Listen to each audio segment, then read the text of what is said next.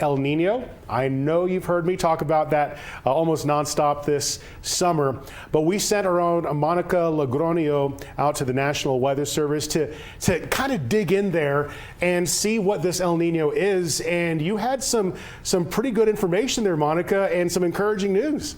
Yeah, so with the latest report from the National Weather Service, we're seeing the fact that it's going to be kind of normal temperatures for New Mexico, but we're going to have an increased chance for precipitation like rain or snow, which we all know the state desperately needs.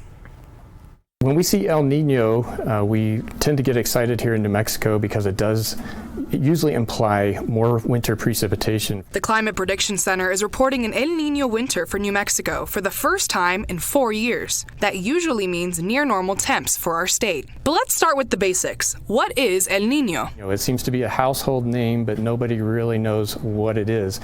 El Niño is actually a phenomenon that occurs in the eastern Pacific Ocean right near the equator. And basically, it's just when easterly trade winds, basically surface winds from the east, they tend to relax, and it allows a temperature change in the waters near the surface of the ocean. Todd Shoemake with National Weather Service Albuquerque says despite El Niño being close to the equator, it impacts global weather patterns. So a lot of times we'll see more thunderstorms develop along the equator when El Niño is at work. El Niño could really pay off during the winter with more rain and snow coming to our drought-stricken state, which not only helps us during these months, but Shoemake says it'll also help us out in the spring. Snowpack will slowly and gradually melt off through April, May, and sometimes even into early June, and that really helps our rivers, and then sometimes can even boost the levels of reservoirs and lakes. So now let's bring in our own expert we have here, Chief Meteorologist Eddie Garcia, back into the conversation. So the National Weather Service, they were telling me that this drought is what this El Niño is going to bring is what we really need. Oh yeah, I mean we're really in the hurt when it comes to drought conditions, Monica. I want to show you the current drought map. It is not looking good. So it all started when monsoon didn't start, right? Yeah. The monsoon, right? Yeah, Todd Shoemake with National Weather Service was telling me earlier today, he was saying that, the monsoon season was even abysmal. Abysmal, yeah, I mean, that's an understatement. Look at the southern part of the state. You see that sort of deep red right there?